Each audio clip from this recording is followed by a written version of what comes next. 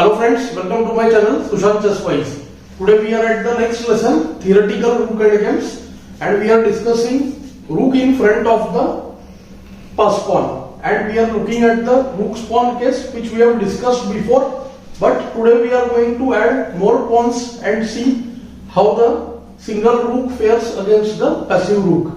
So I have placed an H pawn here, extra H pawn.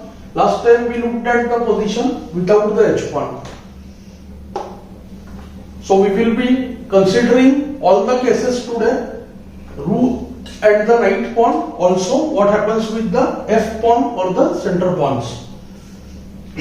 We know already that after white gets KB6, the white rook will be free, and it's necessary for black to be able to give checks. Here we are taking this position as white to play right now, so that we want to see how the H pawn will fare in these positions. So suppose H6 check, there is no other way to improve in this position.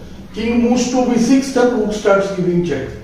So after H6 check, king has to go to H7, okay? Because as soon as the king leaves the G and the H file, we see that the rook gets placed on H8, and after rook into A7, rook H7 is given, and we win the rook on A7. So black goes king H7, but now we see the king settles nicely in front of the H pawn, and the H pawn cannot create many problems.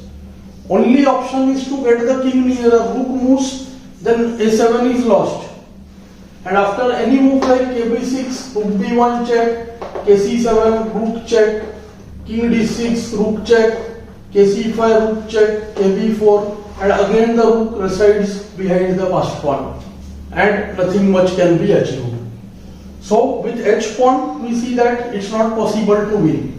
Do note that same is true with the G pawn also, because if there is pawn on G5 and king on H7, still G6 check, KG7, and similarly nothing changes in the position. Do note that we can never take G6, because moment we take KG6, rook G8 check, the rook gets the gap between the king.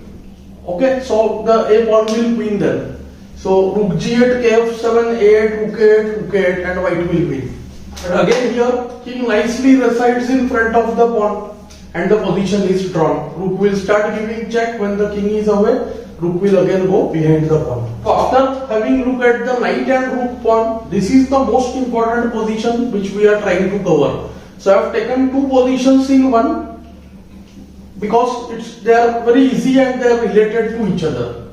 Here comes the move F6 check, and now suddenly what we see, the king is unable to reside in front of the pawn, because as soon as king F7, there is rook H8, rook takes A7 forced, otherwise A8 queens anyways. Now rook checks will not help. Rook check, then king simply approaches the rook. King will attack the rook, and after the rook goes behind the pawn, A8, rook A8, and rook A8, and white wins. After F6 check, the only move is king H7, so that the rook cannot be freed. But now comes F7, and the winning square is guarded by the rook.